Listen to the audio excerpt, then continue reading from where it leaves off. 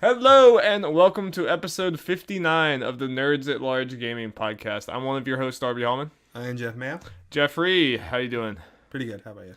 I am doing very good because Octopath Traveler week, Jeff.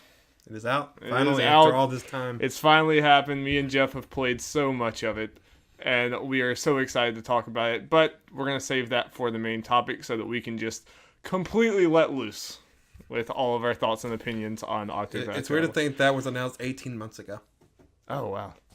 That feels like a long... That feels like more months than I would have thought. Yeah. Yeah. Was that the first Nindies thing? No, the Switch. Or not thing. Nindies, but the Switch. Yeah. Yeah.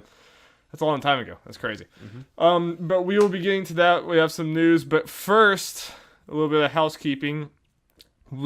Jacob Hamill, who's been on this podcast before, just recently put up a beginner's guide to Yakuza on our Nerds at Large blog, which you can find at nerdsatlarge.wordpress.com. It's a really awesome read. It's for people like me and Jeff who have absolutely no clue anything about Yakuza other than it's just wacky Japanese adventures. And he kind of just like goes through all the games and tells you where you need to start as a beginner, and I think it's an awesome read, so you should definitely check it out. Kiwami's a good place to start. Yeah, I don't know. Yakuza's very confusing, but find it out, nerdsatlarge.wordpress.com. Also, on our YouTube channel, we just recently put up a Fortnite Let's Play where me and Jeff showed our pro strats at Fortnite. Yep. It's a while ago, so things have changed since then. Things have changed since then. We played on Mainly in the game, mainly in Fortnite itself, not our skills though. No, our skills are still pretty subpar to say the least, but hey, maybe we come close. I don't know. You maybe check it out.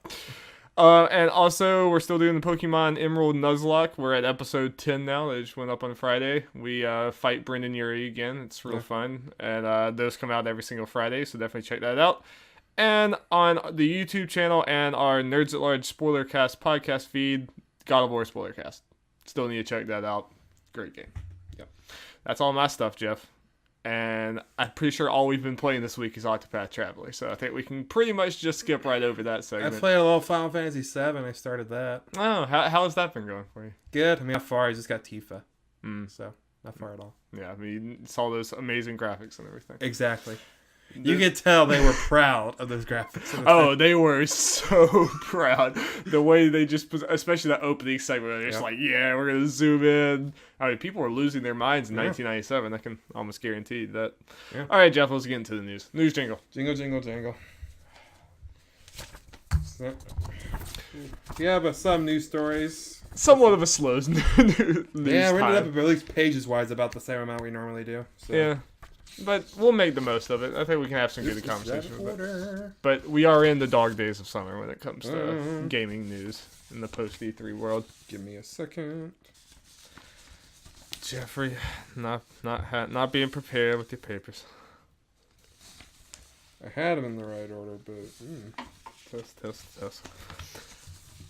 Though I feel like last year we didn't have quite as much of a gaming lull, but I guess we don't. I mean, at least for me, we had tennis and Octopath. That's all I needed in my life. The first story should be, Jeff. No. I got that. I'm trying to get this rest. I can work on the rest if you just get the Fortnite one and start reading it. Okay, so you got that order. Okay.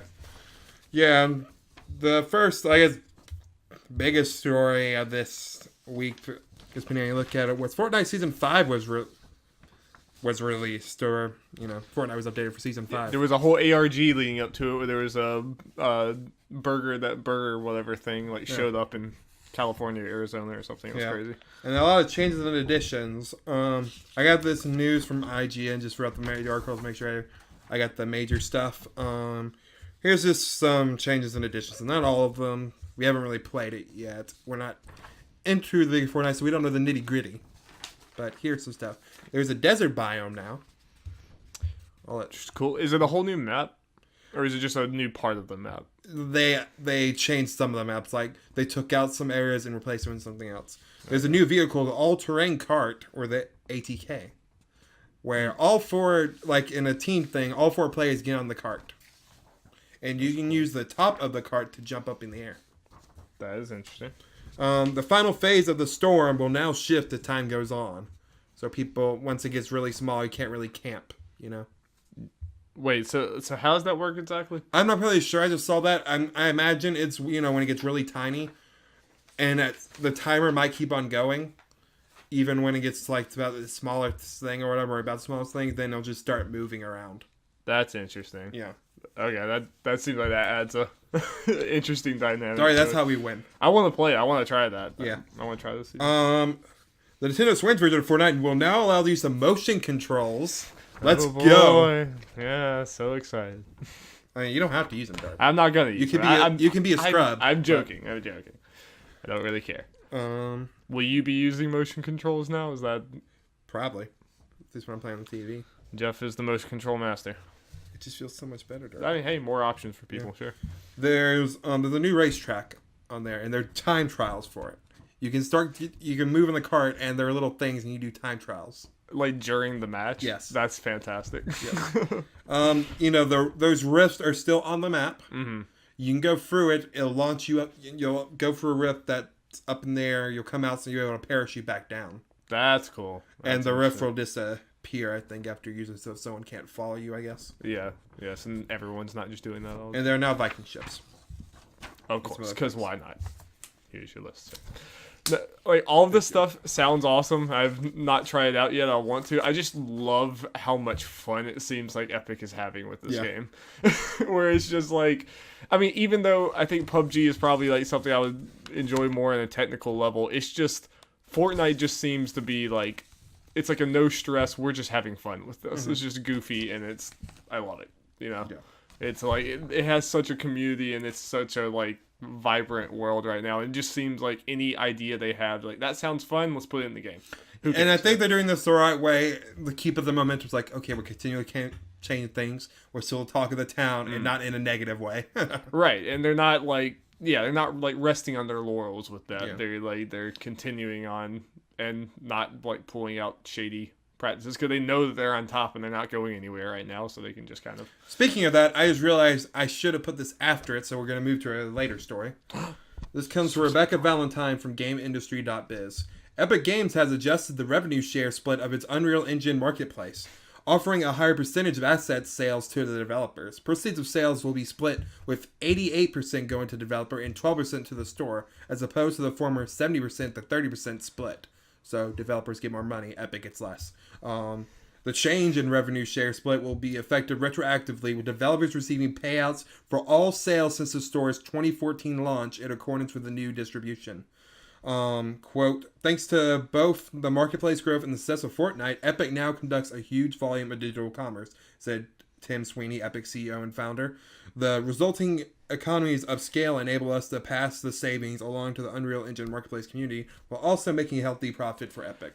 So they're pretty much like, we're making enough money, so let's give all you guys, make sure you make more money. Which is crazy. Yeah. Like, this, they don't have to do this. No, there's like nothing making them. I mean, it's kind of like, it's the opposite of like it's obviously not at all the same thing, but like, you know, Sony, we've been having story after story about how they're on top, so they're not doing consumer friendly moves because they're on top and they don't have to. This is like, this is a crazy, unprecedented, and even if they didn't have to do this, and there would not have been any bad press. This just seems like, we have more money, we know what to do with, let's give some back, and let's like build even more goodwill. And it makes Epic look very, very good. And like you just said, Kevin, you're like, oh yeah, let's go to this story. Is they know Fortnite's not going anywhere anytime soon, so it's like, so yeah, they feel like, okay, we're making enough money, we're gonna continue making enough money. At this point, even if Fortnite dropped off a cliff tomorrow, they've made so much money from Fortnite. Yeah, and it's like, okay, so Unreal's still making us money, so let's do stuff to make people feel better about that. And I gotta, and the kind of funny Games Daily or whatever, Jared Petty and Tim or Greg Miller were the people on at the time. Jared's talking about he wants to make a game or whatever. He's like, okay, Unreal went up the list real quick as far as what he's going to use. I imagine he's not the only one who would think that, so that gets him more business, and obviously, like you said, that just gives him a lot of good press. Yeah, I mean, obviously, I would like to think they're just like, oh, everyone's doing everything out of the goodness of their hearts, and I think there is definitely some like goodwill going with this, but there's also probably like someone is looking at this in a business angle saying, hey, we have all the attention right now, let's do this, and this is gonna make it like even just seal the deal. This is where people are gonna want to come to develop their games. They're gonna want to. I'm sure come that's part of to it, Epic but and go to even then, Unreal. it's like they didn't have to do any of this. They could do the whole. They could have just stopped at changing. Okay, from now on, starting at this date, the split's gonna be this. But no, they're saying like, no, anyone who's ever done this in 2014, we're gonna reimburse you. That is the craziest part. Retroactively, like you go back 4 years of this stuff and have to pay that back. It's insane. Epic's a business, so I'm sure they ran the numbers for it all and be like, okay, yeah, this works out for us. It might, like, there's no way they're doing it to their detriment. Yeah. But it's still, like, regardless of their, I mean, like, it's not something, I'm not going to condemn them. I'm not going to, like, sit here and try to think of what, you know, what way they're trying to better themselves by doing this. At the end of the day, this is, like, an insanely consumer-friendly move and insanely, like, game developer-friendly move. Like, regardless if it helps them or not in the long run, like, this was an awesome thing to do. And it's going to be very good for, like, Jared said, the independent developers who want to come up and like work on these things. Again, we're not the best people to talk about all this for the business side and developer side. But again, other than the whole, like, from a business standpoint, the only positive is, okay, more people will use our thing. Yeah. And it's just, I mean, it's just a surprising move just with, again, they did not have to do this. And it's very good for them. And it just keeps the positive press for Epic coming. Yep. And I'm sure we'll continue going for a while. Yeah. Which, Fortnite train ain't stopping. No, and it's getting to the point where even a lot of people we follow, I feel like I'm starting to, you know, in our corner of the gaming sphere, I feel like I'm starting to see a lot more Fortnite. Like, Huber is really into Fortnite now and stuff. Kind of funny is kind of really funny, super into it. I watched a little bit of their Fortnite thing they do. They sometimes do Fortnite streams like in the morning before, you know, the morning show and stuff. Mm-hmm. They got two victory royales in a row as a group. That's crazy. But it was on Switch, so it's not as impressive. Still better than anything we do, but it is. We've come kind of close. We're just never going to actually win. They got there by actually doing good things. We don't kill anyone. Yeah. We get to like the final two teams without killing anyone. It's, you know, me and Jeff like to hide in the bushes. That's our approach. I feel like with Fortnite, it's kind of like with PUBG, but to a bigger degree, where everyone was talking about PUBG, just the news like, well, it's big, so let's talk about it. And then it wasn't until like December-ish I felt like Easy Allies and Kind of Funny again weren't really kind of getting into it. Yeah. And then Monster Hunter happened, so like, okay, let's get off PUBG. And then Fortnite got a big, and then it finally gets seeped into them. It's like, okay, let's check this out now. It is a funny thing, like from the outside, if you weren't like paying attention to this stuff, you probably wouldn't think it's that way. But I feel like it's two different walls to crack to get to the mainstream and get really popular, and then to get to like the gaming press people. Like, that's two different things, and you can do one and not the other all the time. Mm-hmm. And yeah, I feel like it was like the walls are broken now, where like I think Fortnite is just too much fun now, and it's just too much of a minimum. And they're doing everything right as far as updating. Well, and it's so easy. We had a group of 4 people, and it's like, oh, let's just get our Switches and the phone, the laptop, and we're set up in like. Yeah, the most we had to do was make sure we downloaded and everything. But zero money. I mean, like anyone else who comes, like if we have other friends who don't even play games, we can just be like, yeah, just pick up your phone. If we bring our stuff, we have 4 Switches between our regular friend, 5 Switches between our regular friend groups and our gaming laptops. So yeah, and you don't have to have any. You don't have to convince anyone to buy anything. It's just so easy to just plunge right in. It's great. It's doing good stuff. Yep. Adding the motion controls is good. That's what's gonna locked it in. Now they're gonna be big forever. Exactly. The little things, Darby, and that gives me the edge over them PC pricks. Yeah. Or it helps even the odds a little bit. Darby, let me tell you, I'm better with motion controls. Like playing the Octo expansion for Splatoon 2 on some of that stuff without motion controls, it's impossible for me. I am so the opposite. That's not even funny. Darby. I know, I'm not enlightened, Jeff. I'm sorry. Yeah. Okay, next thing. This is a quick little thing. This comes from Alana Pierce from IGN, which is weird because I thought she left. Yeah, I guess she's doing little stories here and there. Darksiders 3 will be released on November 27th for Xbox One, PlayStation 4, and PC. Publisher THQ Nordic and developer Gunfire Games confirmed to IGN. So yeah, I guess also people know Darksiders 3 is IGN's July first look thing of the month. So if you're into Darksiders 3, keep a look at IGN. Yeah, get it out. Did you ever play the Darksiders games? I did not, but I heard it's a cool Zelda-like. I mean, I think the game, it changed a lot from 1 to 2, but I've heard Zelda-like thrown on it. I've never been a big fan of the art style and like the direction and stuff, but people say it's fun and it seems like it might be. Do you think I worry that this game's not is like this was kind of a resurgence thing. I don't think anyone expected the Darksiders 3. I'm worried that the audience is not going to be there. In a weird way, November this year is actually, correct me if I'm wrong, but besides Pokemon, I don't think it's that bad as far as releases. Like everything else is coming out in October. Real quick. All the big things I can think of is September and October and November. Yeah, I guess we can quickly, Darby, if you want to do our whole buying thing or whatever. Just slide it into the list. Yeah, and I can remember to add it on later, but I assume we're not getting as we don't know anything. I imagine if we were going to play Darksiders, we'd just get one or two cheap somewhere. As far as how it's selling, I can't think of anything. Pokemon is the only thing big thing I can. Okay, here's all the November games we have. There's probably some other things we're forgetting. Overkill's The Walking Dead, Hitman 2, Fallout 76, and Pokemon. I forgot Fallout 76 is in not even November, that. This is not even 2 weeks later, and not the. No, I'm not saying it's a problem. Yeah. Yeah, I think it's November. I would normally say would not be a good day, but that's a surprisingly okay day this year. I think. Yeah. I don't know. I'm sure they have like a. This is kind of a niche thing, so I imagine they have set expectations for what it can be. Though it sounds like, if I'm right from listening to Easy Allies podcast, they have a crazy collector edition thing. They're like, that's how they're going to make their money. Well, sell them statues. Yep. So we got a release date. Let's talk about the delay, Darby. This is just video games. This is just video game news. Let's go from Hope Corrigan from IGN. Code Vein, Bandai Namco's vampire-based action RPG, has been delayed until 2019. A press release from Bandai Namco states the release date for Code Vein has been pushed back to sometime next year, even though the original September 2018 release date was only announced last month. That's what I was thinking.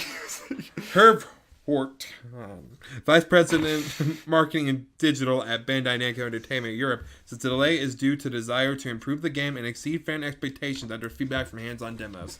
I feel like it's part of that and partly like they needed to get away from September. We were talking about just last week. It's like we could not see this game selling, and like with that month. And like you said, even though we've seen it a few times, I feel like we haven't seen anything new in a long time, and it's just like there's not much hype for this. Yeah, game. We've seen a lot though. Me and you haven't dived deep into it, so there might be a lot more stuff we're thinking about. I feel like again, every time I saw a trailer for this thing, it was very similar to the point like, are these the same trailers? Yeah. It's just the crazy thing to me is like we've definitely had like games be delayed decently close to launch, but to have the release date announced a month ago and then 2 months before it comes out. 2 months before it comes out and a month after it was announced, it's delayed until next year. That's like like if they were like, oh, we're pushing it back 2 months or something, I'd be like, okay, that would make a lot more sense. But this seems kind of crazy that you just announced it for September and announced 2019. It's like, how did you not already know that was in the works a month ago? That seems weird to me. There are a couple of things to go. If you take the whole feedback thing at face value, they announced it like during or before E3, so it's like they got a lot of fan feedback there. So maybe that was they may have figured, okay, let's fix some things that people had problems with. Yeah. Or it's the thing, it's September, and they're like, at this point, let's just go ahead and push it next year, which honestly, we just mentioned November. It might be better to put it there if it's mainly to get away from them. It probably a mixture of both. It probably is, and it might be a good idea. It's just very strange. We don't know in 2019, but it's early 2019. Is that much better? Yeah, because Resident Evil's around there. There's Kingdom Hearts. I mean, all the February 22nd. Just all the other stuff around there in general. I mean, that's filling up and will continue to fill up as we get closer to that. We're gone with the days of there being actual good release windows. It's just kind of. It's like July for Octopath Traveler. Yes, no, it's perfect. Perfect for me too. So the point is like, I'm surprised we're not getting any other big releases during this month. Okay with it because this is my life for a while. Yeah. Hear more about that in a little bit. Well, Darby, there might not be many games up now, but Nintendo wants more games to come out. This comes from Peter Fox from IGN. Nintendo wants Switch to be a full throttle indie machine. During its 78th annual general shareholders meeting at the end of last month, Nintendo executives faced questions about the future of Switch and specifically about indie games. During the meeting, one shareholder asked, "Indie games have become a hot topic recently. As games made by small-scale developers around the world with relatively low development costs, how will Nintendo integrate these games or these kind of games into its future business strategy?"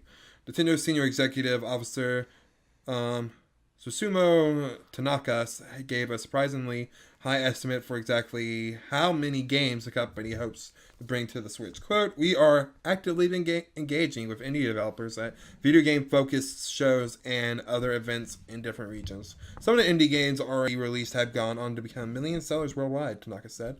"In the future, we are looking to release around 20 to 30 indie games on Nintendo Switch per week. We definitely expect to see some great games among them." This has people freaking out. It does have people freaking out. And I think, I mean, maybe, I don't want to say freaking out too much. It's just like, this doesn't surprise me just because I kind of feel like Nintendo's been doing this for a long time. Where, like, I mean, all of these platforms are starting to have, like, a lot of shovelware type thing. And then just a sheer amount of games being released. Like, Steam is obviously the, like, biggest example. But even PlayStation and Xbox have been getting closer that way. And this is definitely, like, this is an issue that's very hard for me to nail down. Yeah. I think, because, like, on the one hand, whenever, like, Steam is just a mess. And the Steam, and especially to a way worse extent, the, like, Apple, like, App Store. Yeah. Both of those, like, it's so hard for things to rise to the top.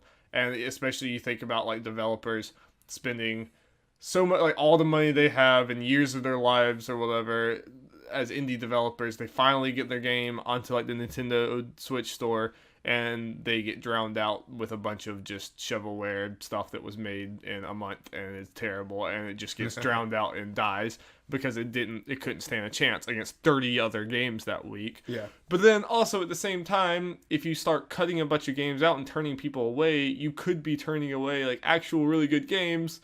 And, you know, that you're, like, sending away from your platform. And that's kind of like, it's almost like a, you know, let the market be free. Like, let those people in. Yeah, so that's it's a weird, feel, like, I get, tug and pull. Like, I think people are being too harsh in the whole, no, they need to stop this from happening kind of thing. No. Because I'm like, yes, but like you said, like, okay, then you're just turning away people because they make the game exceed some arbitrary number. Right.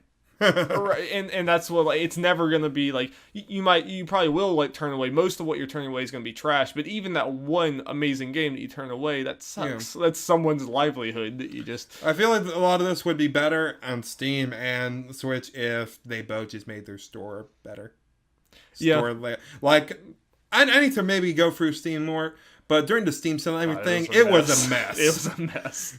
Navigating that thing is a mess. It's hard to try to find something unless you're looking for a specific thing. It's hard to try to look for random things, like see what looks good. I mean, admittedly, I haven't really, like, bought that many Switch games or done that much, but I like the Switch store for the most part. I mean, it's very simple. I think it's going to get worse and worse as there's more games, but the main reason is it could be better. I don't think it's bad as Steam, but at the same time, Switch doesn't have as many games at this point. It's just kind of like, unless you're a top seller or the most recent thing. Yeah, I guess that's or you're looking for a specific thing, it's hard to find.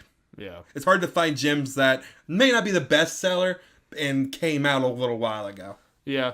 I mean, I guess that's the answer probably is to not start turning everyone away, but like you said, put systems in place that weeds this stuff out and, like, puts the actual worthwhile games in front of people. Like, probably the answer is to actually look at these games closer and be like, okay, this is what we at Nintendo, this is what we think is the quality game, and, like, have something that promotes that, give everyone their shot, but also do some quality. Like, there's somewhere in between. There's quality control is necessary to a degree, or just nothing ever gets found, especially.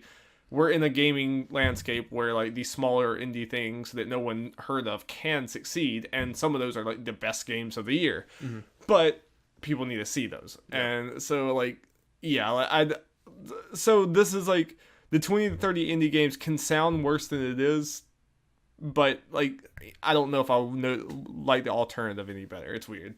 Yeah. Though, I think Nintendo's approaching that anyway, so it's not going to be like it's going to be a big boost. It sounds like for whenever it Well, is. that's what Certain weeks. like it already feels like it's almost 20 to 30 games a week anyway. Like it doesn't feel that different. I mean, it's weird for them to come out and directly say like, yeah, and especially it was the quote that I think is kind of, it was probably just the guy saying it, not like casually. We didn't see the discussion around it, but he said like 20 to 30 indie games, and some of them might be really great. It just sounded bad to be like, oh yeah, most of them are going to be trash, but some of them might be good. It also be a translation thing. It also, all that, like, I'm not going to read too much into that. I think people are reading too much into I that. think people are, overreacting, if I'm being honest, to this to a certain extent. I think so too. We'll like see where it goes, but like if they just keep piling stuff on there and don't have any system to highlight the good stuff, where like that's kind of how I felt like the Wii and Wii U got to a certain point where it was just like you're sifting through all this garbage to see the good stuff. That's a problem. Speaking of indie games that people like, you remember the game Death Squared, Darby? Yes. They made an interesting announcement, I think yesterday it was. If they sell 250,000 on the Switch, they'll make the game free. That's weird. Yeah. Huh. My thing is like, but I think they said they were decently, they weren't exactly close to it. I'm like, why announce this now? Now people won't buy it. Yeah. I mean, that's catch-22. No one will buy your game because they're waiting for it to be free, and it'll never be free. So no one will ever play your game. That's weird. I feel like with them, they're just kind of like, this is doing a lot better than we ever dreamed of type thing, because it is a smaller thing. They are a small indie thing. Yeah. But I feel like that caught on pretty well. That's weird. So they're saying it'll just be free on Switch at that point? I don't know. I don't know if it was like just on, or just be free in general across all platforms. Very weird. Honestly, I wouldn't mind just buying it, because that's just like be a fun game. Like a fun game, yeah, fun little puzzle game for 4 players to play. Weird. Yep. Don't know if I would have suggested that business-wise, but hey, you do you. They know more than me, I guess. Let's see. Yeah, this way it'll probably be a headline at least. Yeah. People talk about it. They got some nice a nice spot on the Nerds at Large Gaming podcast. Way to go, Death Squared. And all 2 of our audience. This next story comes from Alex Keeley from IGN. Capcom has revealed the PC release date for Monster Hunter World. That's right, people. We're going to talk about more about PC stuff in the future, because we can actually play now. We are them PC gamers now. Yep. Per Capcom's blog post, the game will come out on Steam on August 9th, and it can run in 4K at 60 frames per second. You can pre-order Monster Hunter World now on Steam, and by doing so, you'll get 2 pre-order exclusives, the Origin Armor Set and the Fair Wind Charm. And if you go on Steam and IGN's thing, you can look at all the specific stuff. Yeah. As far as what you need to run. Cool. Yeah. I feel like this is a game that it would be very good on PC. Like, I gotta imagine, like, I didn't put this in, but did you hear the story about Capcom's stock going down because of Monster Hunter World? Oh, yeah, I didn't, like, see why. I just saw, like, some people are like, stuff. apparently their investors like, oh, it's not selling as much now. The sales are going down. Yeah. I'm like, okay. It's the best-selling game of all time. I'm about to say, it was, like, the best-selling Capcom.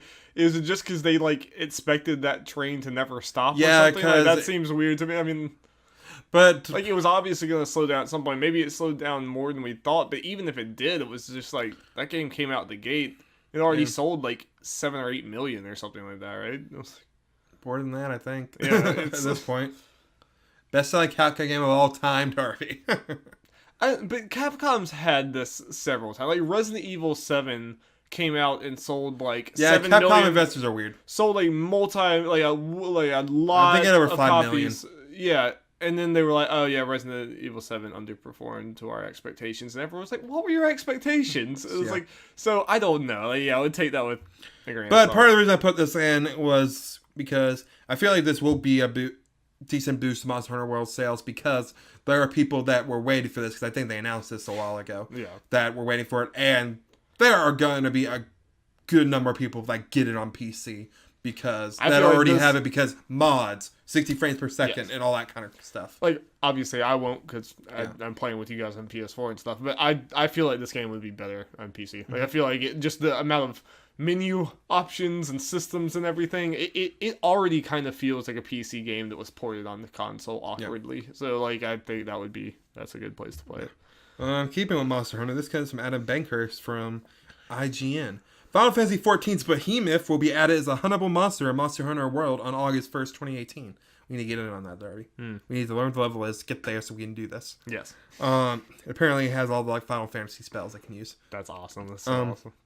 We'll bring with the craftable armor resembling Final Fantasy's Dragoons, new weapons Moogles, Cactar, and Ephrite crystals that are shown to enlarge monsters such as the Kulu Yaku. More importantly, however, maybe a Behemoth skin for Poogie. Heck yeah, Poogie. Most important thing. That is the most important thing in this whole thing. That's super cool. Yep. We'll be able to use like Final Fantasy things in Monster Hunter. Monster Hunter keep being with those crossovers. I wish they went more all out with like recognizable like Final Fantasy stuff. But I'll tell you what I can get. Like Behemoth makes perfect sense. It's cool. Yeah. Though I wish it was easier that we could get like the Street Fighter, Devil May Cry, Horizon stuff now. Yeah. So is there no way to get that at all now? They might cycle it back through, but yeah. That's weird. Yeah, sucks for us. Sucks to suck, man. We didn't get on the train fast enough. But we'll see other crossovers, I assume. I want Bahamut in there. That'd be pretty cool. Yeah. Just put all the summons. Just make them all Final Fantasy. Make it a Final Fantasy game. Yes. Yeah. Okay. You're in Midgar. Next thing, I guess this is. I don't know. This is one of those things that are slow news week stories. Slow news week. Shibano Eri from IGN is where it comes from. Yakuza series producer Tasuki Sato says the Nintendo Switch is not the ideal platform to develop Yakuza games on. Sato has said that while he might consider releasing the Yakuza games for the Xbox One, the Switch isn't looking likely, and it's partially down to the console's user base. In an interview with GameBlog.fr per Gamatsu's translation, Sato said that he's not convinced Nintendo's console is the right platform on which to develop Yakuza because maybe people don't expect this kind of game on Switch. Switch players possibly used to different games, so it may not be the ideal platform. Sato is more open to another platform. However, Xbox One users may be more likely to be interested in a game like Yakuza. I think it's the opposite. Yeah, so like I completely don't disagree with this, right? I mean, like Wolfenstein just came out on the Switch. Yeah. Like what the hell are you talking about? Yeah. Like that seems... people will have reasons to not put games on Switch. Some good, some bad. This one is like, it's weird. No, like, yeah, you could have given a bunch of other excuses. Like, just say it won't run on there, and I believe you. I would believe that, even though like maybe it even would, but I would still I probably wouldn't bat an eye at it if it was just like, yeah, we just don't think it would run that well in there. I'd be like, okay, fair enough or whatever. But just. So, I mean, like, that just kind of seems like a very outdated perception that it's like, oh, Nintendo is only, like, kid stuff and Mario and Zelda and everything. It's like, people only expect those games because you don't put your games on there. You need to do that. And, like, Doom and Wolfenstein are on the Switch. I mean, I think those days... Skyrim. And Skyrim's on the Switch. Like, those days... So Bethesda games are on there. Those days are gone. You know what I mean? Like, that kind of just...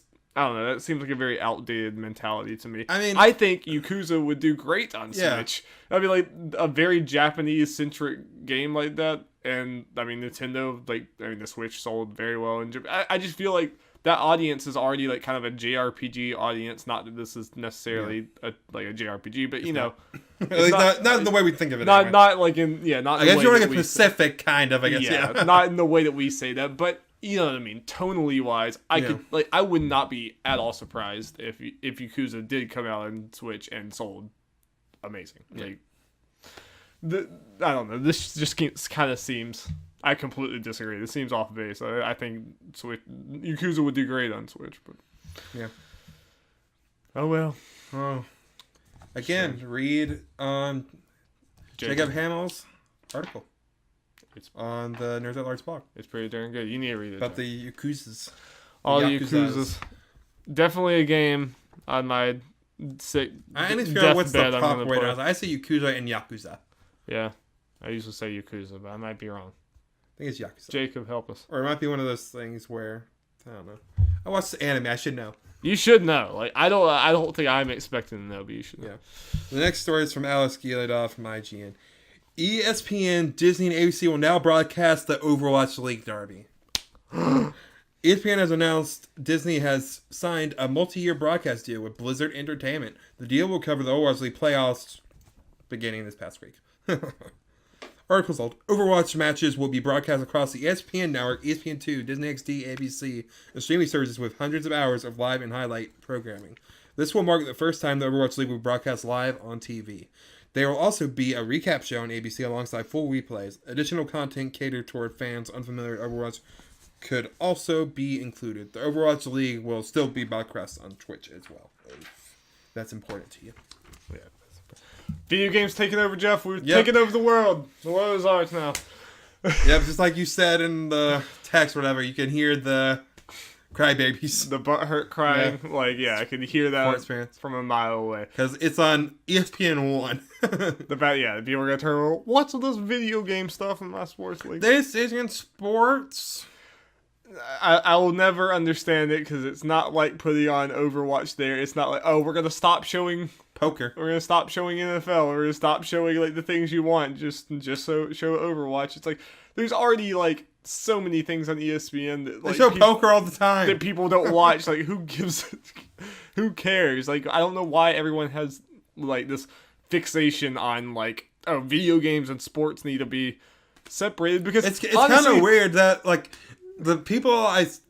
there are two people I've seen. Well, okay, of course, people who are hardcore in sports might be upset about it, but I see more people who play video games that are upset about this. They're I don't know why.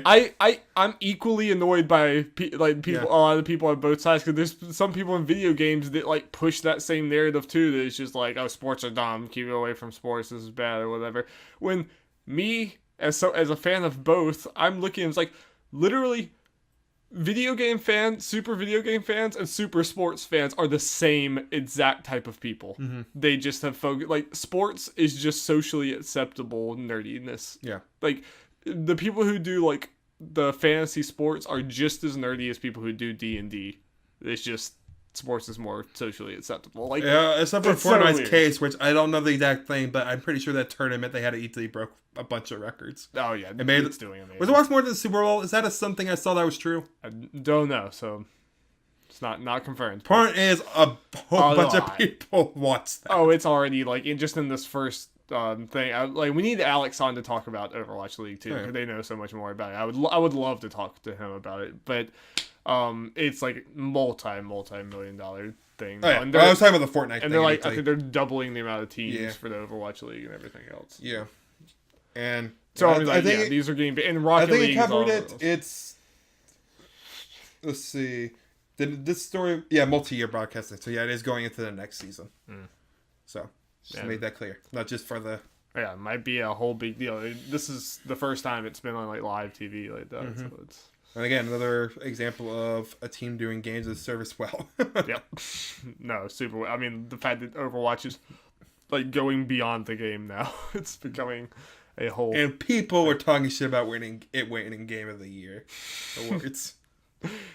You'll never escape Overwatch. No. Nope. Overwatch is forever. And I want to get into Overwatch League. I think it would be fun. Especially, it wouldn't be fun if we didn't have friends that were also into it. But we already have friends who are so into it that they watch every single match 3 times a week. So you're obsessed with Overwatch. All we have to do is just latch onto their hype and just watch a few games here and there and get hype and stuff. I mean, it'd be easy. We could look afterwards. I forgot what the schedule is for the remaining games. Yeah, it's this week. I think is the final, or at least the second round. We'll look it up. We'll get together. We'll have pizza. We'll have a good time. We will. Good times will be had, Jeff. Yep. Okay. And speaking of Overwatch, let's talk about some good things, Darby. Okay. Although that wasn't good. This comes from Alex Bankhurst from IGN. Back in May, Overwatch revealed a limited time Pink Mercy legendary skin cost $15 with 100% of the proceeds going toward the Breast Cancer Research Foundation. Today, or past week, whatever, Blizzard announced that the campaign, which ran from May 8th to 21st, so that was 2 weeks, not even. Yeah. Just right under 2 weeks, raised over $12.7 million and became the largest donation by a corporate partner within 1 year of the 25-year history of the foundation. Within 1 year, they did that in 2 weeks. $12.7 million in 2 weeks. No wonder they keep the Overwatch thing going. If they can do that with once, I mean, I'm sure this one sold especially well because charity and mercy and all that crap. But, I mean, that would be I mean, imagine if a game came out that was $15 Yeah. and made $12.7 million in 2 weeks. The people That's would like, be... and this is just a skin. It's like, no, I mean, it's awesome. In addition to the Pink Mercy skin, thousands limited edition Pink Mercy t-shirts were sold for this cause and contributed to the total. Designed by community artist Vikasai? Vikasai. I probably pronounced that wrong, but the Overwatch team also announced that $130,000 in donations were made separately while watching 14 different Overwatch stars stream on Twitch. I mean, no, this is super awesome. I was going to buy this. I just completely forgot about it until it was too late. So, shame on me. I should have done it. But honestly, depending on the shirt design, I would maybe more opt for that because I don't play Overwatch enough. Like, have a shirt to just kind of maybe wear. I was going to get because I'm a Mercy main, so it was just perfect. And I really did good mean skin. I meant to buy it. I just kind of forgot to do it. But especially with a lot of people like. They put a lot of time on once. Throw them some dollars, especially for charity. I mean, you get a cool skin and everything, and it's just charity. And I'm glad that, like, they made it $15. So it's like, no, this is like a charity doing this, you know, like, you're doing this because you care. And it's like, obviously, I didn't know did that. It only ran for 2 weeks. Yeah. Made that much. Good Lord. $12.7 million in 2 weeks. That's again one of those things. I mean, it's good for their brand and everything, but one of the things they don't have to. They didn't have to do this. It makes me wonder how much money they make normally. Exactly. That's what I'm saying. Like in 2 weeks, they make about $13 million for one skin, and though this probably sold especially well because charity. It's for Mercy, all that kind of stuff, cool skin and everything. But yeah. So no wonder they're sticking with Overwatch. I think Overwatch is healthy. Yeah, Overwatch is not going anywhere. Overwatch anywhere. is doing okay. No reason to make an Overwatch 2, Darby. Absolutely none. We should have a topic about this kind of thing in general. We kind of briefly talked about outside of it. Grab Alex on here. We'll just slowly force Alex to be a part of this. Indeed. Okay. We only have like 2 more stories. One's really short. Let's get to it. Rebecca Valentine from GameIndustry.biz. It may be easy to chuckle at Bethesda porting Skyrim to Alexa, but the setup for the tongue-in-cheek release at E3 2018 has numbers behind it. According to the game's director Todd Howard, millions of people every month are still playing Skyrim. This comes from a talk between Howard and Jeff Keighley at Game Lab in Barcelona attended by GameIndustry.biz, during which Keighley led into a conversation about persistent game worlds and the ability to continuously play their older games.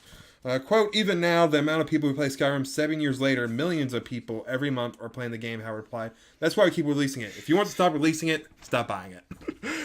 I love Todd Howard. That's fair enough. I mean, fair. It's all your fault, people. No, it's very easy and funny to make fun of them, but no, I do not blame them for putting Skyrim and everything possible. Yeah, I could have made a more fancy business like, but he's like, no, you guys keep on buying it. Why wouldn't we keep on? Skyrim has the length and tail of an Overwatch, a persistent game like that, but it's just a single player game. It's crazy. I guess I'm also I was given to it as a gift, but I got PlayStation VR version that helped towards this. And but this does worry me that we're just going to go back to Skyrim again with Elder Scrolls 6 just because of how popular this is. Elder Scrolls 6, Skyrim 2. They'll use both. It'll be Elder Scrolls 6, Skyrim 2. I just wonder, Darby, if there'll be any backlash, and if so, how big if it's not Skyrim 2. There'll be some. I'm sure there'll be some. I mean, half of the very intelligent game industry people are like, oh, well, Skyrim 2, and I'm like, no. I hope you're completely wrong. I think they're just saying that because Skyrim is way more popular than Elder Scrolls. The name Skyrim is way more known than Elder Scrolls. But that worries me that that's everyone's go-to is just say Skyrim 2. I'm like, no, the game is not Skyrim. The game is Elder Scrolls. But even we just say Skyrim. No, I say Elder Scrolls. I'd say Skyrim when I'm talking about Skyrim. Yeah. I say Elder Scrolls when I'm talking about Elder Scrolls. Yeah. I don't want Skyrim 2. I'm telling you, that's equally as bad as going back to Kanto. And it probably will also, just like the Kanto thing, will be praised by some people. Talk to me when you go back to Skyrim 4 times. Alright. Well. Last news story. It's just short and sweet. Rocket League comes to Game Pass. It says it all. And part of the sin, again, slow news week, and also I think this is a pretty big deal. That's cool. No, that's I watched good. I finally watched that Xbox, presentation thing they do every once in a while. Yeah, I still haven't watched it. Thing. Pretty cool. It's okay. Hi, we're not dead. Yeah, we're back. It was a spooky voice. You probably couldn't hear it, but anyway, I watched the Xbox. I can't remember what the whole thing's called. The thing, yeah. Yeah, pretty cool. It kind of went through the whole. It's talking about certain games. They talked about No Man's Sky for a little bit, but that was a whole bunch of nothing. They announced, we got a big Game Pass game coming. Part of me was hoping We Happy Few, because they were talking about We Happy Few during it. But it's Rocket League, which again I think it's a pretty big deal. Is it effective immediately? It was like, and it's on now. Nice. Yeah. That's all. No, that's really good. Keep adding to Games Passes. Make it a bigger thing. I think I guess the downside is I think you need the gold Xbox Live Gold or whatever for this. I mean, to play online and stuff. I think you need it anyway. But. Also, something cool was thing they did. They had a We Happy Few segment thing showing some gameplay. Showed the second main character, which was the debut of it. Which I guess they haven't showed because there's 3 characters you play as. Okay. All right. Ready to move on, Jeff? Yeah, I guess. Oh, I was saying they're showing We Have a Few. Looks cool. More excited for it. Yeah. I want to see more. What's something that's kind of tempting is for the pre-order thing. They're having an additional $10 off everywhere. It's so get it for $40. I'm like, I hope the review embargo is a good bit ahead. Yeah, please. So instead of $60, get it for $40. We'll see. Yeah. Okay, Darby, it is game time. It is game time. Kind of, sort of. This is going to be a weird one. And I didn't purposely do this because I didn't have time or anything. But this is a game update, Darby. I think I mentioned she's outside of it recently. But if you remember, back when we did our Switch year in review episode, I think it was, we did a Nintendo Switch prediction game. We did. Yes, where I gave you questions and you predicted the thing. Right. There were 7 questions, and if you got the normal 4 out of 7, I gave you a milkshake. Cookout. Oh, okay. Yeah. So all these have happened already? I don't even remember. No, this is an update thing. Just kind of. Okay. Yeah. Just kind of figured we can do that because it's been a little while. All right. Give me an idea what to look out for. Number 1. Will Animal Crossing Switch come out this year? If so, what month? So, Darby, what do you think you said? I probably said November. You're right. Hey, I know myself. Yeah, but I have that as a no right now. That could change. Could. Probably won't, but it could. Yep. Wait. So when was this? Just March? So people know. Okay, that was in March. Okay. Yeah, about Switch's year anniversary. Okay. Yeah. Yeah, and all this stuff has happened within 2018. Okay. 2. Will Fire Emblem Switch have 2 versions like Fates? What do you think you said, Darby? I think I said no because I said no in our predictions later. Yeah. Hey. So sticking to my guns. As of right now, you got that right. Though, if by the end of the year they come out we tricked you. There are 2 versions. That will change. Damn. We gotta go back and change. Oh, there'll probably be three houses, 3 versions. You're right. Smart.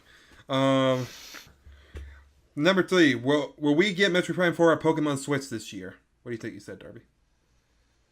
No. You said yes. I'm putting that as yes because Pokemon Let's Go is technically Pokemon Switch. It wasn't exactly what we were thinking, but it kind of is. Yeah. So, counting it. Wait, did you say one or the other? Will we get one? Yeah, or. Okay. You just got to say, because neither of them were guaranteed. So it's will we get one of them this year? Gotcha. And you said, yeah, and we are. Man. How many new characters will we get in Smash Bros. Switch? Was this announced at E3 or just total? That's just total. Probably said some. I was probably thinking it was a new game or something. I don't know what I was thinking. I was going back and forth so much. You said 3. Okay. Not even let me guess, man. So, right now you're correct. If they had any more new characters, you got that wrong. We might be it. This might be it, Jeff. Yep. Let's see. Will the Switch pass 30 million sold by the end of the year? That's total. How hype was I? Maybe I said no. You said yeah. Oh, wait. Past 30. Okay. Yeah, I didn't say total, no. Okay, yeah. I didn't mean just this year. Yeah, in total. Okay, total, then yeah. I still stand by it. Yeah, I gave you an easy number. We don't know that yet, so. I think that's happening. Yeah. It was at 15 million at the start of the year, I think. Will we see virtual consoles this year? Will we see something else? Or will we see nothing? I probably said that we'd see something. You said something else. We haven't seen anything. That's up right now. So as of right now, coming. you got that wrong. Don't think it's Well, we get a big new IP from Nintendo for the Switch. Yeah.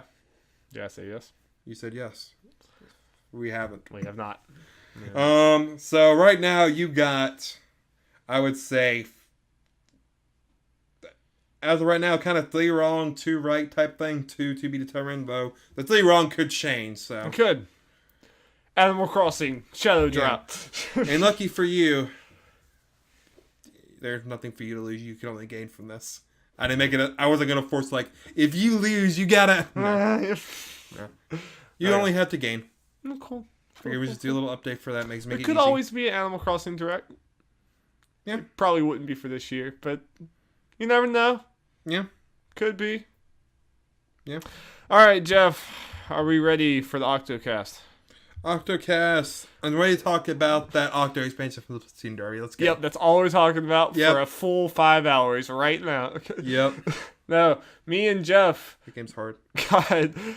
We got Octopath Traveler on the day it came out on Friday, whatever. 13th. Friday the 13th. Friday the Oh. Yeah. Ominous, Jeff. We bought Octopath Traveler and I played it for like 16 hours. Play close to 13, 14 hours. It is Sunday right now, so we played a lot of Octopath Traveler. We had a head start. We did. A little bit of one, but yeah, we played a lot of Octopath Traveler, so I think, needless to say, you could probably tell we enjoyed this game quite a bit. But, so we're going to kind of just, this is going to be like our impressions of that time. I think we're definitely going to have some sort of spoiler cast or some sort of lengthy discussion when we're done with the game. But right now we're just talking about this, and we're going to, at first, just talk, no real spoilers. I don't know how much spoilers we're going to be talking about, period, but right now we're not... it is a spoiler, just the first thing for... There's not really all that much to say. Because Darby's the first ahead. He's got all the characters, did their first story, but that's it. And I'll just wait to... If anyone is really worried about that, we'll save any, detailed discussion. Yeah, this first part, I just want to talk about, what we like about the game and, honestly, who is this game for? Yeah. I don't know if we really need to get into much story spoilers right now. Either. So, but I just want to, going on for people who don't know anything about Octopath Traveler. When you start out, there are 8 different characters, and you can choose any of the 8. It's different starting points, and that's the character that you start out with. I chose Tressa, the merchant. I picked Primrose, the dancer. Yes. And so you pick one, you go through, and you get their story, their story, the introduction to their story, what they're doing. You have to talk to a bunch of people. Almost all of them, there's some sort of problem that they're overcoming, and then there's a dungeon and a boss and everything. I mean, this is just kind of drilling it down to its basic core. And then after that, you're able to go through the map to all the other 8 characters and hear their story, and then you get them on their party. So then you have 2, and then you go to the next, and then you have a party of 3, and you can have a party of 4. And you switch them out and everything. So you slowly go to all these characters and unlock them. It's very, especially here at the beginning and from the sounds of it, going forward, it is very kind of there are 8 stories. Yeah. It's not really no, you get them all and they convert into one epic story. The world's coming to an end. Let's go. Right. That's not what this game is. This game is definitely the 8 specific storylines, and you have the others for combat going through and everything. And I guess just overall, what did you think about this format for this? I kind of like it. I mean, there's some issues with it, which I'm sure we'll get into later, but the idea of, hey, let's just do a bunch of self-contained stories that aren't world-ending. I'm like, that's a nice change of pace. Yeah. I just did Xenoblade, man. I don't need to do a bunch of world-ending stuff with a bunch of giant mechs and a giant tree. No, that's honestly that's one of the things that's so refreshing about this game is that it has all the JRPG stuff I love, but it does a lot of these do kind of feel more of a kind of slice of life. We're just looking into this person and just kind of what's going on in their small town, what are they trying to overcome here or whatever, and it doesn't feel like this just over-exaggerated, crazy plot. It's more grounded. I mean, there's still magic and all that stuff, but even that doesn't really come in conversations, mainly in battle. Yeah, even that, it's a lot more realistic magic. There's not dragons flying around and doing all this crazy stuff. That might happen at some point, and I mean, there are crazy monsters, but you know what I mean. It's it's a lot more focused on these characters and stuff. And I really like, I will definitely get into it more later. I really like it in that way, like it focuses on these. Probably my like one biggest complaint about it so far is that even though you have all the people in your party and you're like traveling around, like you're going through the world with all 4 of these characters, they don't really feel like a team because they don't interact with each other basically at all in my 16-hour, like other than when you first get them. There really has been no banter back and forth. Apparently they're supposed to be in certain places, but it at least is not readily available. Yeah. And if it does happen, it doesn't happen often because I played 16 hours and there's not been time. It starts happening once you get into the chapter 2 stories, because I assume you just got the last person, right? So maybe it starts there, but even if it starts there, that's 16 hours into the game. Like, I've been traveling all around with these people, and it like even when you go pick up another character, you're technically with them, but anytime there's a cutscene, it just like all the other characters are invisible. They just act like they're not there. And part of that is because like they made the game so that you could start anywhere, and it had to make sense even if you were alone there. Yeah. So I get it. It would be very hard to do otherwise, but at the same time, it does make it feel a little like these. I don't believe that these people are like friends together, because it's just like you don't get that camaraderie between each other, which is disappointing to me. Yeah. But if you can like get past that, if like, you know, if you really want like traditional, just like this party going through the story, this game might not be for you that way. Hey, Dragon Quest coming out. Exactly. Like there's plenty of other games for you or whatever. And it's very Dragon Quest. It's very experimental in that way, but that's like the only hump. But after you get past that, I love this game. Yeah. I absolutely love the combat and the art style and these individual stories and everything. It all just gels so well and gives me what I want from a JRPG that I've been missing for so long, this old school type thing. But it also, in a weird way, I don't know if you've gotten this, but it feels to me, even though it's long and there's a lot going on, it feels like a JRPG that I can manage today when I don't have as much time. And like, because it's kind of stripped down, but kind of not. Like, everything works. Like, the systems are just complicated enough to where they're fun, but not so much to where, like, Persona, I love Persona, but if I step away from Persona and try to come back, I'm going to be lost. Dear Lord, imagine we try to come back now. I mean, I want to, but oh no. Exactly. I feel like Octopath, I could step away and jump back and still get it. Yeah, again, like, I'm sure you had this happen to you, because we played the demo. We haven't played it in a long time, but I feel like I was able to jump back in and do it like instantly. I mean, It's not hard. It's one of those things. It's easy to understand, but to really get into it and do all the crazy stuff, you really got to know what you're doing. But again, and that's like the best systems are the ones that are very easy to pick up, but then it also, like, the more characters you get in, the more situations I get thrown at, you adapt with it, and there's so many different things you can do in there. And that's what, like, I want to talk about the combat system, because this is probably one of my favorite combat systems in a turn-based JRPG I've played in a long time. Yeah. Just the breakpoint system, like, every enemy has these vulnerabilities, and like they all have different vulnerabilities, and you have to, if you hit them with that vulnerability, you take down their armor, so they're like, maybe it's up from 1, it could up to 4 something. Obviously bosses have more, like closer to 8, at least so far when I played. So you have to hit them that many times, but you break them and then they're like more vulnerable and everyone can attack them. And so it's constantly, and every turn you get these like breakpoint meters or whatever. So like if you wait 4 turns, you get to unleash this crazy awesome attack. I think you have the 6.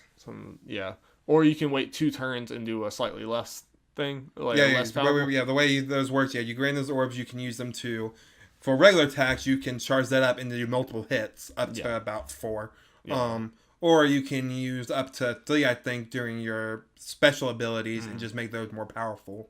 You can do and then just 1 hit. So a strategy you could do is use those points to charge up your regular attack, so you can break the shield quicker by doing multiple hits. Right, if you do the normal attack, you just get more actual hits, but then like what I would do a lot of times, I would save up the meter, and then my mage at this point is just like a god. Like Cyrus is the mage, and he has these like crazy magic moves that attacks everyone twice. So I would build up his meter, and then it just makes, if you do that meter thing for magic moves, it just makes them more powerful. So he just gets these like ungodly things when I save them up and unleash it. But it's that push and pull, because if you wait too long, you could get too damaged, or you could lose your opportunity. It's just, there's so much going on, but then also it's manageable. I love it. I love it a lot. Yeah, I don't know. How do you feel about combat's great? I like how we talked about this a little before. Like, all characters feel like they have their uses, and for all characters at this point, at least for me, I've thought sometimes like, how can I get by without this character? Exactly. There's no weak links. Yeah. It's every single character. Like, I think you thought the same thing early on. It's like, okay, I think this might be my party or something. Like, this is the my party main party when I don't have to have someone else in. But then, like, the more you get people, you realize, like, I don't think this is going to be a game where you have a main party. It's just, I'm going to level up. Oh, this person's under-leveled. Let me put them in for a while. The most that might happen is depending on the weaknesses of the area. I make my party kind of around that. But and there were certain things, I got to the point where I'm like, okay, in boss fights, I probably need Cyrus, and if the boss fight's kind of hard, I probably need Ophelia to heal. Mm-hmm. But then the other one you could switch it out for anyone. And I feel like, you can put in different parties for different things, and the strategy changes, but I don't think there's any grouping that just doesn't work. Or instead of Ophelia, you put Ulbrich in and Cyrus and just go ham. Yes. Yeah, Ulbrich's new for me. My Ulbrich is a monster. His attacks are so much more powerful than everyone else's. It's crazy. That's Cyrus. As far as like physical moves, especially. Yeah, it's insane. Do you have any more for combat, or do you want to move on to other things? We can move on. I'm interested to see like the classes, because you can add a new class to every single character. Yeah, which I have not gotten there yet, or at least just. I heard that there are shrines in each of the starting 8 areas that corresponds to the characters from that area's class. So, like, me and Darby were talking, and he mentioned how Cyrus was like, okay, I was wondering what to get Primrose, since she's... I guess we didn't mention this earlier. The character you pick in the beginning is always in your party. You can't switch them out. Yeah. So that's really the only thing that, like, is of consequence of who you choose first. Like, for the most part, it doesn't really matter, but you do have to have that person. You just can't take them out. So I can think it's like, okay, I've been thinking recently, like, okay, what class am I make Primrose? Darby mentioned how Cyrus was like, probably what I'm going to do. So what I would do is go to the, I guess, shrine. That's just the word people use. I don't know if it's an actual shrine. With Primrose will absolutely be my party in Cyrus's area, and I assume I'd be able to get the scholar thing going through that. Yeah. I think it's in each area. There's a dungeon in each thing, which is around level 20. Is the recommended level. So I think that probably might be in there. Yeah, I was skipping those just because I was way under leveled for it, and I think the game obviously wants you to go around to all 8 characters before moving on to the other thing. Which I will say, like, for me, it's not a problem, because I just loved this combat system, and I loved all these characters so much. Like, even though, like, a lot of the stories had some, like, cliches, and some of them were way better than others, I don't think any of them were bad. Yeah. And they were all, like, had a charm to them that I got into. But I can totally see how other people might not. And probably my other, like, kind of weakness for it is that I do think these first stories start to get repetitive, because they have different variances, but they all have the same basic structure of, you meet the person, you get a feel for their life in the city or whatever, and their place in it. Some problem arises, they go to a dungeon, fight a boss, and then you get the character. And that's how all 8 of them go. And I've seen people get, like, very frustrated with the repetitiveness. I get that, and I was starting to feel that in one of my very long playthroughs, but I just stepped away for a few hours, came back, and I was hauling up again. It was, I get it, though. I get how that could be a problem for people. Yeah.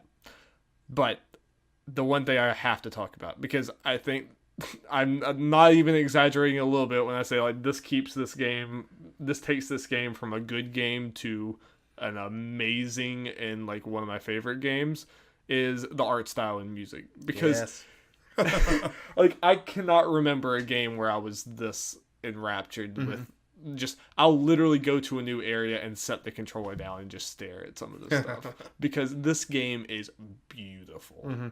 Though unfortunately it seems to be an art style, it might be a love or hate thing, because I did seen some people not like it. I guess I can see it. I just, for me, and I don't even like, I have trouble playing some older games because the pixel, the pixel sprites and stuff like that.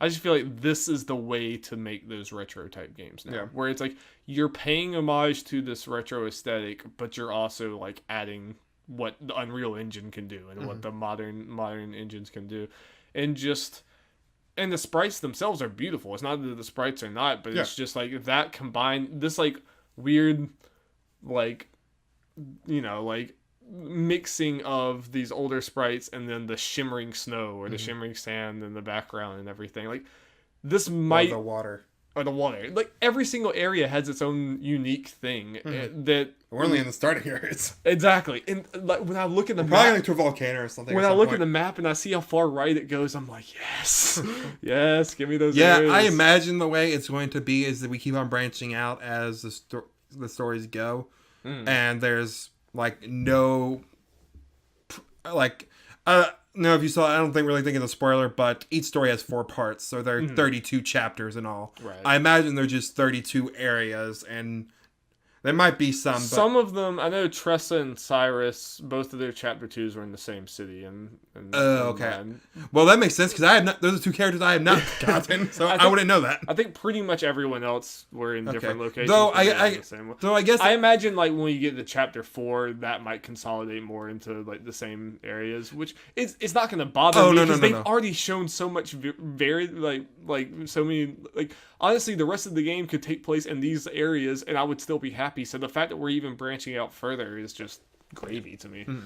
Though I guess this, not really a spoiler. I think Ophelia's mentioned because again we had 4 parts. She kind of lays it out. Sounds like you're going to be going back for the last chapter to the main thing. To her cathedral. Yeah, I imagine it'll be different for every character. Yeah, but, which is fine. Yeah, but you can see on the map, like about whenever you go to a new area, it unlocks about the same size chunk of the map, so you can kind of see about how many more areas, and looks like a good bit more, and I'm excited about it because I'm 16 hours in.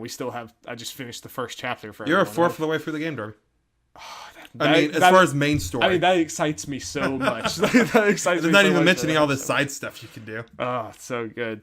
And I mean, I don't know. I just like this game has some addicting quality to it. The fact that everything is like it is repetitive, but also that structure is kind of like good and just like almost like a dumb monkey brain type way where I feel like I'm making so much progress. Because like there was like every single time I beat a character's story, you felt the sense of finality in that thing, and it was just like it was awesome because it was just like, oh, I'll go do the next one. It's like I explore all that area, and it's like, okay, I'm done with this. Time to go to the next one, and that was very satisfying. Yeah, and what you said, it kind of makes it better because you can do it in piece of like you can.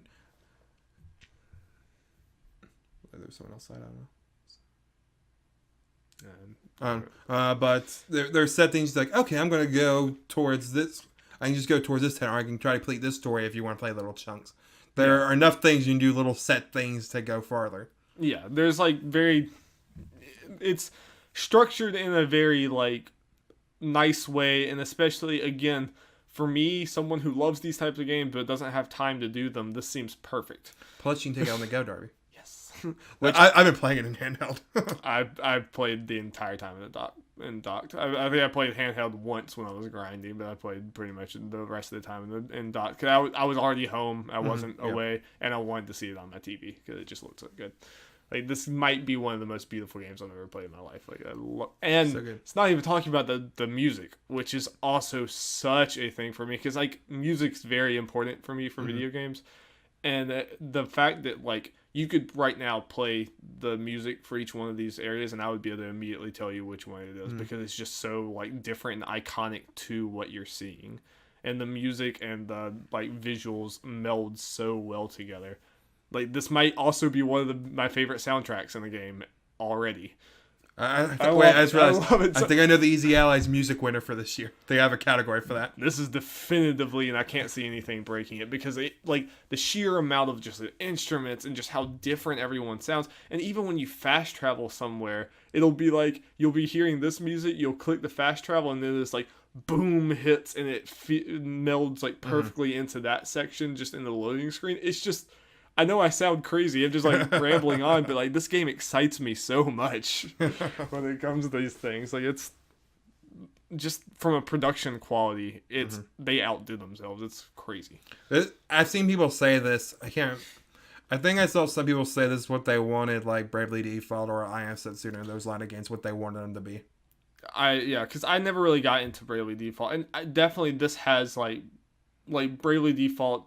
This feels like something that was built off of Bravely Default. I mean, the same team. There's a lot. I know, yeah. There's a lot of Bravely Default in this, and this, like you said, this feels like the natural progression of it, and very experimental. This game is super, super experimental, and I want to see what the next game is like when they've nailed down some of this stuff. Yeah. Especially since this is more sprite based, I imagine it might not take this long to make another game. Yeah, because as much as I do love this game, there are like places for improvement with this. I mean, and it sounds like for all their thing, like they're listening to people's thing with the feedback and everything.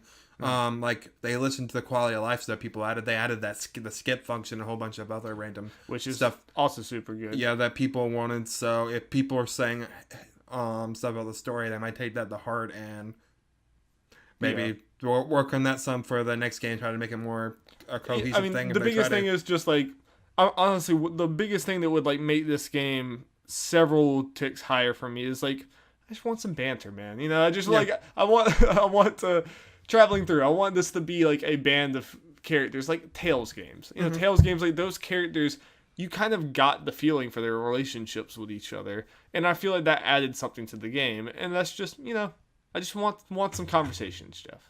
Yeah, too many JRPGs this year, Darby. Just want some conversations, and that would go a long way for this. But honestly, there's not much this game is doing wrong for me right now, and I have not been this like obsessed with the game in a while. Even God of War, God of War is undoubtedly a better game, but it's just like this game has its claws in me. Like this is like Breath of the Wild had its claws in me like this, and that's what this game is doing.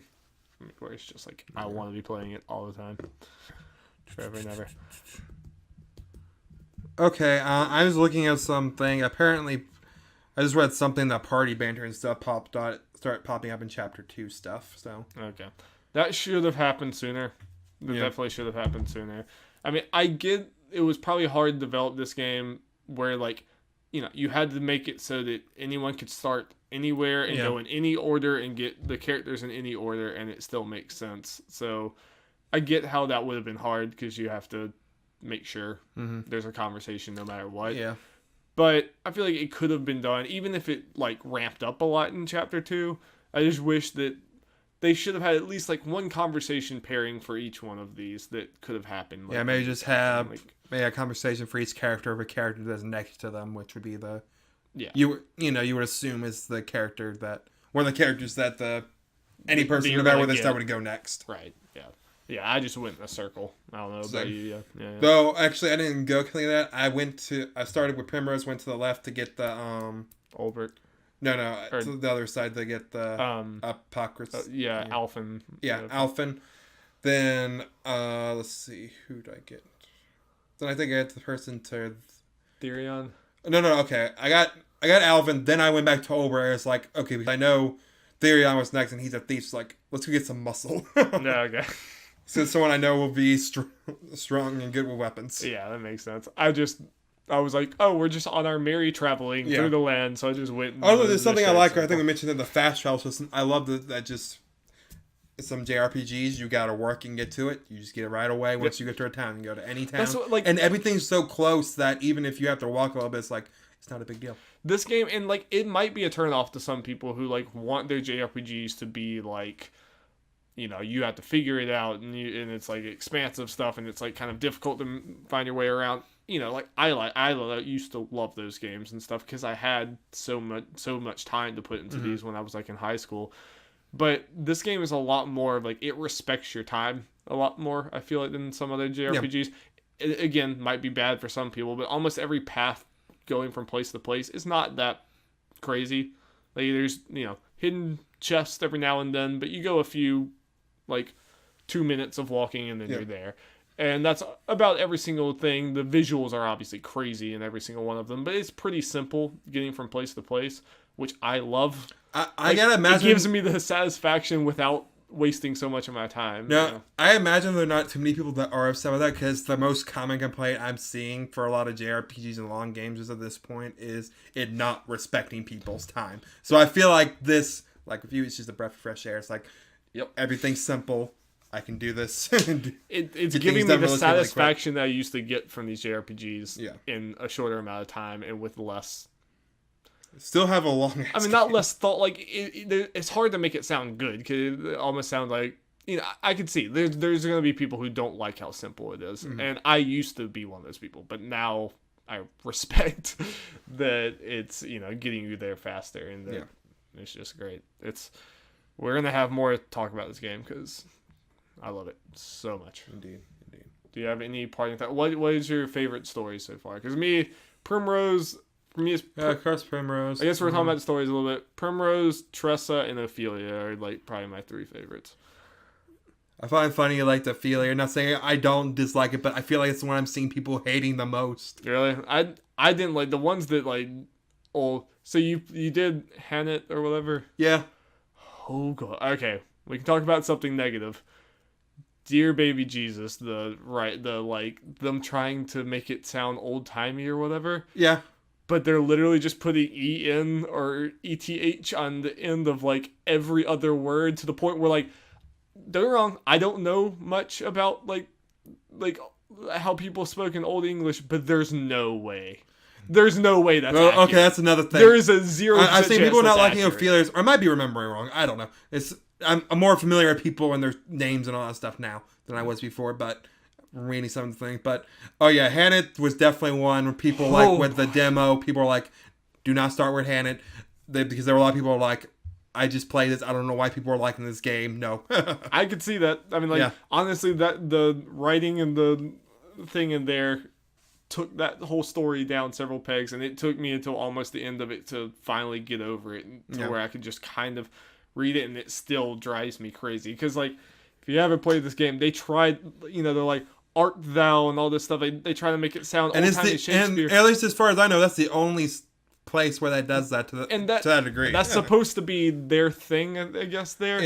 But it's like this screams like Japanese translation where they didn't know what they were doing. Because it almost is comical at a bunch of, because it's literally like, I wish that I could just like remember something or play something, but it's just like cometh with you with, it's like, it's bad. It's every single other word has some exaggerated like oh, look at how old timey it is, but it just comes across as fake and like insufferable to read. So that was bad. I cannot even believe that an American localization team read that and was like, yep, A-okay, everything's great here. Someone had to voice it too.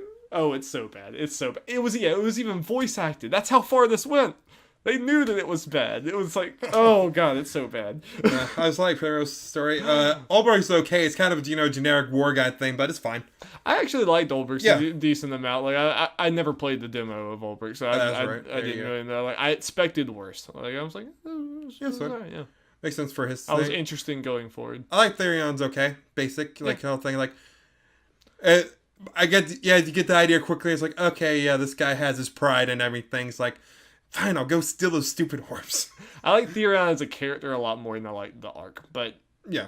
So I'm excited for him going forward. Yeah, I kind of agree. It's more like I like his character thing, and the thing makes sense with the whole way the structure. Like, okay, he's gonna grab the yours or the other parts, so yeah, that's fine. Alphen's kind of forgettable. Cyrus is not great. Cyrus is the worst one. Yeah, I mean, it's okay. But Alphen's kind of like okay, nice guy and everything, but from what I've I don't know Cyrus's story, or Tressa's, but Alphen's is the most aimless one of them all. Like everyone else that I played so far at least has a set like this is their goal. Yeah. Alphins is more like, oh, I'm just gonna go and help people. And Alphins, it feels like there was... Though they set it up that he's probably gonna meet that guy that, inspired him. Yeah. I assume, but... I mean, all these we could have completely different... Like, these are just their intro things, but... Yeah. Like, Alphins... Just based on what we know so far, his is the most aimless. And Alphins felt like it had the least amount of work put into it. Like, it almost feels like Alphin was, like, the last one they did, and it kind of... It feels a little rushed out the door. Especially, like... I mean, honestly, I love all the stories to a certain degree, but I played almost all of them, and Primrose was the second to last one I played, and it's kind of wild at how much more effort it seems like was put into, and how much better Primrose is than everyone else. I like them all, but Primrose is like 10 steps higher than anyone else, and so much more happens. Like there's actually, like, they set up things and pay them off, and like it actually, like, I could take the Primrose chapter out and be like, even take the video game JRPG aspect out of it, and I could give it to my mom and dad and be like, this is well written. Yeah, it was kind of weird because, like, I feel like there was more voice acting in that one. Like, it started out, there was more voice acting to me in that one, and better voice acting. I think it's because they had the most time put into that one. I mean, there's probably a reason why that was one of the demos, like, a lot earlier on. I think they threw Olberg's in to be like, because Olberg's story is fine, and it's kind of like what you expect out of it, and he's the soldier guy. So that kind of makes it also because they may wanted use Primrose, like, okay, this is the selling point. And yeah, that's what got. And they were next to each other, so it's like, and they didn't want to probably use Alvin. That's what got a lot of people talking about Octopath 2 was Primrose and that thing. And I hope that stays that good. I'm glad Greg Miller started with Primrose. Yes, yeah. Well, even Olberg, like, it had these flashbacks and stuff that were like. I feel like the bottom one, like, Primrose and Olberg had a lot more effort put in, and even Tressa too, than some of the other ones. Like, there's varying levels. There's varying levels.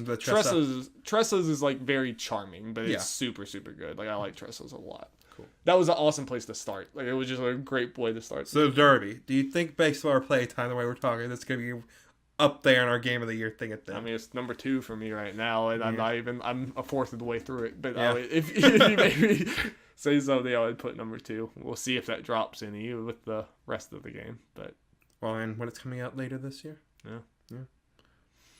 We'll see. I have a feeling we will be talking about this game at the end of the year. Cause of course. I am.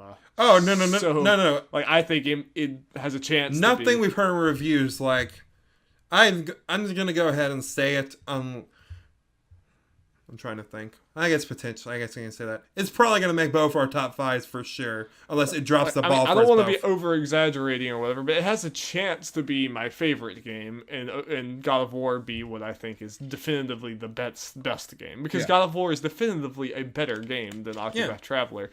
But that's why this is favorites. I mean, I'm having so much fun. When I thought Kingdom Hearts, Kingdom Hearts is going to be above God of War. Yeah. So, don't be too surprised, and I hope it's not too slanderous if I do end up saying I like this game more than God of War. You put it your number 1 most anticipated when we did that thing at the last year. Just because personal favorites, and also I don't know enough to say that yet. Because, like you said, I'm a fourth of the way through the game. I mean, there's always a chance Dragon Quest 11 could be my favorite game there. Good. Not like that's doing anything crazy. It could. All right, well, I think we got a lot of Octo talk in there, and we will get more. Absolutely. More Octo. It's probably going to be the only thing I play for a while.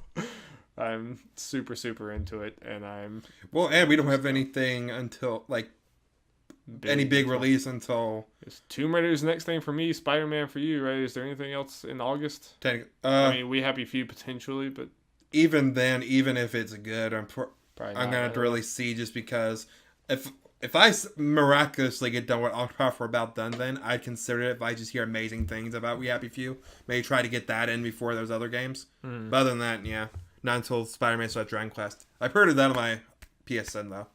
It's like, you're not going to play it, so let's just go ahead and pre-order it on here. Yeah. I had all that money.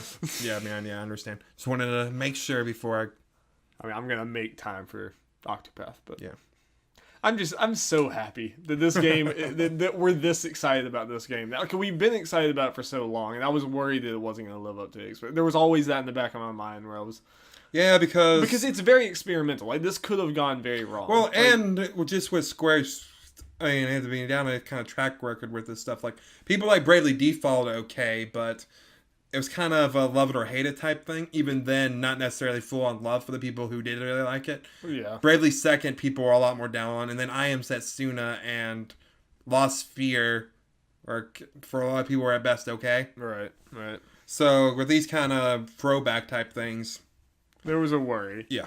And this was just trying something very different with the 8 paths and everything. And I don't know if I missed one here, but it seems like it's selling well. It's doing well on, looks like Amazon slowed down a couple places. Square Enix had to apologize for not having enough copies in Japan. Which is great. I want more of this. And I feel like this is definitely a game that Octopath Traveler 2 or whatever else comes, like I imagine they're going to go back to this type of this type of game with this art style and everything. Oh, yeah. I could see it being like really good because this has such a great backbone, like the art style and everything is so good already. If you like nail down some of the little kinks that nitpicks people have. Yeah, and the the character relationships, all this other stuff, I think it could be awesome. And it's weird because I really like that you could start anywhere and that me and you have two completely different, like, I'm calling the way vibes. You did it easy mode. And I like that that's the case, so I want that to still be a thing, but I just want I got to imagine, unless for some reason this game bombs or they just really want to do something else, the team will use this engine because this, I know a lot of people say this, but I feel like just the way this is sprite based and everything, this is a look that will not get old. It will age miraculously. This game will look fantastic in 60 years. I guarantee it.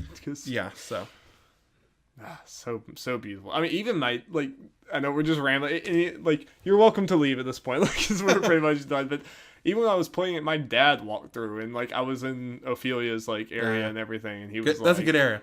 Oh, it's beautiful. That's probably the best looking area. Just snow in video games always looks good. But I was at that peak or wherever you can see the church in the background. And he was even he said yeah, this was really good. it's like that's something. Yeah, but like we said last week, as far as sales goes, that this was the perfect time to have this kind of game come out. It's exclusive. It's been talked about all the time. The impressions for the demos have been really good. I want to see how big this can go, because I am seeing. I feel like it's number one on the Switch eShop. The reviews came out, and I feel like it's on the better end of what it could have been. And I'm seeing a lot of people talk about it. There's about 85 on Metacritic, I think. Yeah, and there's people who don't like it, and again, I would caution, I don't think this game is for everyone. I would say JRPG fans generally, if you're not a fan of JRPGs and this type of combat and the turn-based thing, I don't think this is going to be something that's going to completely break that. And if the fact that it's a little bit stripped down sounds bad for you, maybe not. But if you're interested in just kind of a experimental JRPG thing, I do feel like this could appeal to some people who are not into this. I got a way to potentially describe this game as far as what it is. Obviously, the JRPG thing. I just cut out of thought because the scores are very similar. It reminds me, as far as maybe some of the complaints like Mario plus Rabbids, where it's a very good first game, is doing a lot of things right, but it has that room for improvement that you see from a first game that's trying to do something different that could lead into a second game. Yep. Kind of the same thing. It's both games are really good, but you can definitely see that okay, if they do this and this, it could be. It makes you excited for the future. Yeah. And I love the games anyway. So yes. All right. Well, thank you guys so much for listening, and check out the next few weeks because we will be talking more about Octopath. Yes. And I'm excited. No, we need to play Captain Spirit. We need to get over with. I need to remember that there are other games that I need to play. All right. Thank you guys so much. Thank you. Bye. Bye-bye.